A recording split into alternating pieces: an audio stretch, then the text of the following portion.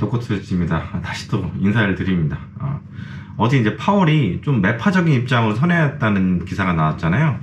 그래서 뭐 나스닥이 4%나 빠지고 4% 정도 빠졌죠. 그래서 애프터 서비스적인 입장에서 한번 인사를 드립니다.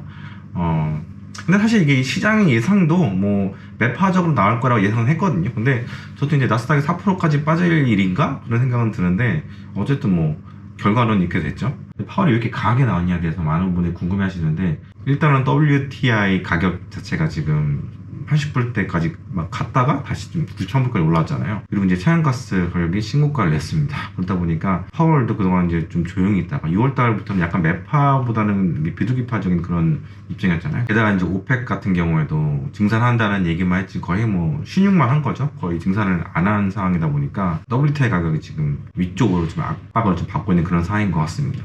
거기다 이제 러시아는 뭐 유지보동 상태고, 뭐 이란과 베네수엘라 같은 경우는 답도 없는 상황이고, 이런 상황에서 이제 바람이 조금씩 서늘해져서 차가지고 있잖아요. 지금 서울도 좀 차가진 것 같은데, 그러다 보니까 이제 스토브 시즌, 그러니까 불 때는 시즌이 돌아왔습니다. 이제 천연가스라든가 이제 석유를 좀 떼와야 되는 그런 상황이 됐죠. 여러분께서 잘 아시다시피 이제 유럽 같은 경우에는 그 주 연료가 이제 천연가스 떼는 것들이 좀 많은 것 같고, 이 가격이 지금 엄청나게 높아서 뭐 일 같은 경우는 전기세가 뭐 5배, 10배까지 뛰었다 그런 얘기도 좀 많이 나오고 있습니다. 거기다가 이제 러시아는 이제 그 소유관 같은 걸 다 끊어버렸으니까 이제 답이 없는 그런 상황이죠. 그래서 이제 에어컨 제한 정책 이런 거 지금 펼치고 있는데, 이번 여름에 굉장히 더웠잖아요. 명동 같은 데 걷다 보면은 상점에 다 그 에어컨 틀어놓고 문 다 열어놓잖아요. 시원한 이제 바람이 이제 들어오면 사람들이 들어오기 편하니까. 근데 그런 걸 제한한다고 해서 막 말이 많았는데, 그거를 지금 이제 유럽이 지금 하고 있는 그런 상태입니다. 격세지감을 느끼는데요. 거기다 지금 요즘에 기상이변 현상이 문제가 되고 있잖아요. 가뭄 때문에 수력 발전을 못하는 나라들이 많아요. 특히 북유럽이라든가 중앙 유럽 같은 경우에는 수력이 의외로 주요 이제 발전 수단이 되는 그런 나라들이 많은데,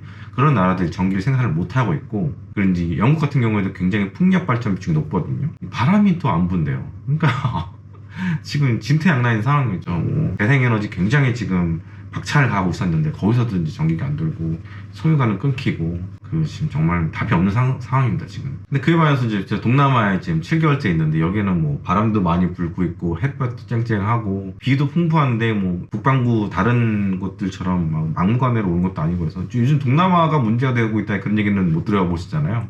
여기 정말 태평성대인 것 같습니다. 특히 이제 물가는 뭐 조금 오르긴 했는데 그래도 여전히 우리가 감당할 수 있는 그런 상황이고요.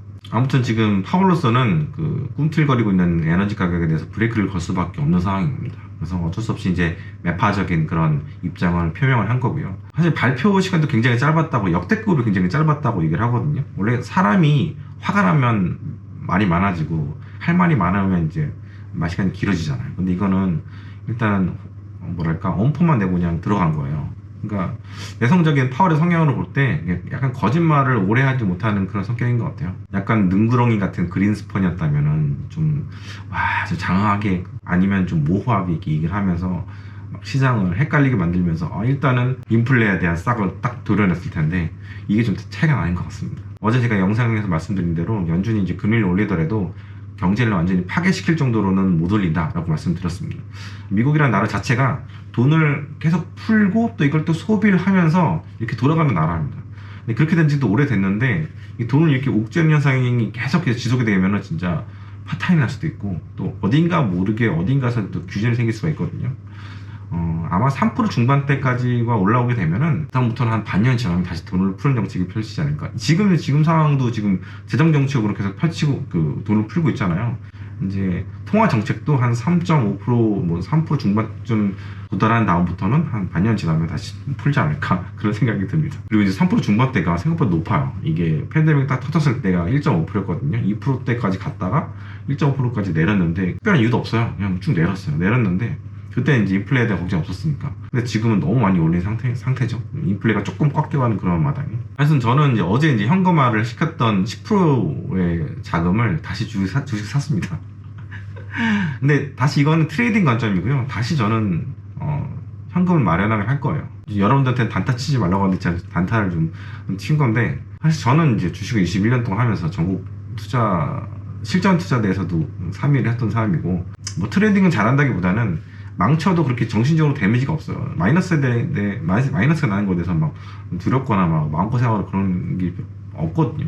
그리고 제가 트레이딩하는 종목도 뭐 이상한 종목들도 아니고 결국에는 올라갈 종목들이고, 그래서 이번에 나스닥이 4% 빠질 때 좀 많이 빠지는 종목을 매수를 했습니다. 아무튼 일각에서는 파월이 기준금리를 4%, 5%까지 막 올릴 것이다, 뭐 이런 얘기를 하는 사람들도 있더라고요. 뭐 개인도 그렇고 전문가들도 그렇고, 약간 밑도 끝도 없는 그런 얘기들인데 근거가 없어요. 근거. 일단 뉴스 기사나 유튜브 같은 데서 막 그런 막 어그로 많이 끌잖아요. 공포심 조정하고 클릭질 유도하고. 여러분들 이제 제 채널을 보시는 분들은 뭐 조회수 500밖에 안 나오는 그런 채널이긴 하지만 그런 거 좀 휘둘리지 않으셨으면 좋겠습니다. 그런 곳들에서 하는 얘기들이 맞은 적도 없고요. 계속 틀렸으면 그걸 믿으면 안 되죠. 혹시나 해서 또 열어봤다가 또 거기 세뇌당하고 속아가지고 또 이렇게 당한 일들이 없었으면 좋겠습니다. 이 며칠 사이에 이제 중국 주식들이 뛰고 있습니다. 저도 작년에 이제 하반기에 중국 주식을 좀 매수를 했거든요. 막 많이 폭락을 했던 종목들, 엄청나게 폭락했던 것들이 많았잖아요. 이제 한 빠르면은 3월달 전인데 쯤이면은 좀 풀지 않을까, 완화 정책을 펼치지 않을까 생각을 했는데 너무 빠른 거 6개월 만에 풀지는 않죠. 중국이라는 나라가 한번 정책을 이제 펼치면은 쭉 가는 그런 성격이 있다 보니까. 그리고 이제 두 번째로는 10월에 시진핑 연임이 결정될 때쯤, 그쯤 돼서 풀지 않을까 했는데 생각보다는 그거보다는 빨리 왔습니다. 거의 1년 정도 만에 그 빗장을 조금 여는 그런 느낌, 그런 이제 뉘앙스의 발표들이 좀 나왔거든요. 그래서 이제 한 2, 3일 동안 눌렸던 종목들이 엄청나게 많이 튀어 올랐는데, 특히 이제 핀두어두어라든가 징둥닷컴이라든가 이렇게 기술주들이 이제 많이 좀 올라왔더라고요. 일단 중국이 양적 완화를 이제 시작을 했죠. 어떻게 보면 양적 완화라고 볼 수 있는데 그 1조 달러를 풉니다. 어마어마하게 많이 푼 거거든요. 중국이란 나라의 GDP가 미국의 한 75% 되는데 이번에 이제 바이든이 푼 게 한 500조 좀 넘잖아요. 근데 이게 1조 달러면은 1440조거든요. 그러니까 거의 3배 가까이를 이제 중국이 푼 거니까 완전히 지금 풀겠다. 그렇게 이제 빗장을 열어보는 겁니다. 그 1조 달러, 1340조로 뭘 많이 하냐면은 이제 기차 같은 인프라 건설을 좀 많이 할 거거든요. 그럼 이제 경제가 돌아가기 시작하게 될 것 같습니다. 일단 지금 문제가 많이 되는 게 뭐 부동산 문제 많이 하고 있는데, 뭐 철도 깔리면 부동산 가격이 그걸 부양시키겠다는 거거든요. 그리고 이제 중국 기술주들이 굉장히 많이 빠졌었잖아요. 이제 시진핑이 얘네들은 이제 기득권 세력 됐다 해서 이제 견제하는 차원에서 마구 때렸는데, 뭐 마윈도 이제 사라졌죠. 어딘지도 모르죠 지금. 거의 안 나오는데, 그 나대기 좋아하는 사람이 안 나오는데, 그 핀투어도 아까 말씀드렸던 핀투어의 그 CEO, 여자 CEO도 이제 거의 마녀 사장처럼 이렇게 싹 사라져 버렸죠. 사임하고 내려왔다는 얘기죠. 아무튼 이런 종목들도 수혜를 좀 보게 될 것 같고요. 지금 중국 같은 경우는 경기 둔화가 워낙 안 좋은 상태에서 그 시진핑이 정권 연장을 해야 되는데, 올해 뭐 3% 정도? GDP 성장률 3% 정도로 이제 골드만삭스에서 예상을 하고 있는데, 뭐 맞을지는 잘 모르겠지만, 뭐 많은 사람들이 0% 성장 지금 얘기가 좀 나오고 있고, 뭐 공산당 같은 경우는 5.5%가 이제 국가의 목표다 얘기를 하고 있는데, 뭐 그거 물 건너간 지는 꽤 오래된 것 같습니다. 그리고 이제 미국에 상장된 중국 주식들 같은 경우에는 그 회계적인 이슈가 있었거든요. 미국 증권거래소가 SEC라는 곳인데 거기서 3년 동안은 감사를 해야 돼요. 재무제표에 대한 접근이 가능해야 되거든요. 근데 그거를 그동안 이제 중국 정부가 막았어요. 왜 막았냐면 그 기밀이다 해서 막아놨는데, 이 3년이 다 돼가는 상황이에요. 미중 무역전쟁 터지고 나서 중국이 좀 움츠러들고 이제 공개를 꺼냈는데, 이제 그렇게 되면은 어떤 일이 일어나느냐, 이제 상장 폐지가 될 수 있죠. 그래서 SEC에서 뭘 했냐면 상장 폐지 리스트를 수백 개 기업들이 공개를 했습니다. 이제 상장 폐지가 되면은 기업들이 자금을 그동안 부단한 창구가 채권 시장이라든가 주식 시장인데 이게 막혀버린 거잖아요. 그러면은 안 그래도 지금 중국 기업들이 지금 자금난 때문에 힘든데 문제가 생길 거 아니에요. 그래서 일단은 중국이 꼬리를 좀 내린 것 같아요. 그래서 이제 상장 폐지 이야기 많이 나왔던 ADR, 중국 ADR 같은 것들 있잖아요. 그런 것들을 이제 지금 불꽃을 튀면서 이제 폭등을 하기 시작했던 겁니다. 뭐 지금 들어가는 거는 저는 이제 아닌 것 같고요. 사실 그런 종목들이 그동안 그런 루머들 때문에 계속 공매도 장부 상위에 막 있었습니다. 이게 풀리면서 이제 숏 스퀴즈가 일어나서 폭등했던 그런 측면도 있고요. 이런 건 따라가면 안 된다고 봐야죠. 그래서 이제 리스크 중에서도 가장 큰 리스크가 상패 리스크잖아요. 근데 그 리스크가 지금 사라져가는 그런 상황인 것 같습니다.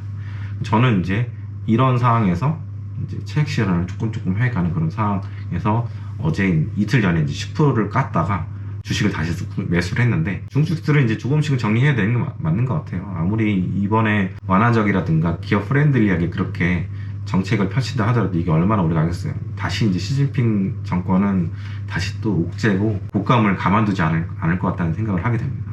그리고 이제 냉전 시대가 펼쳐지게 되면 더욱더 이제 기업들에 대한 장악을 강화할 가능성도 높다고 볼 수가 있겠죠. 정리를 하자면 나스닥이 4% 정도까지 빠진 이유는 저도 잘 모르겠습니다.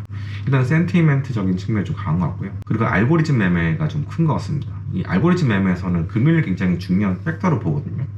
1년 동안에 금리를 0.5%, 0.5% 올리는 것보다 0.75%, 0.25% 올리게 된다는 예상을 하잖아요. 그러면은 급격히 변합니다.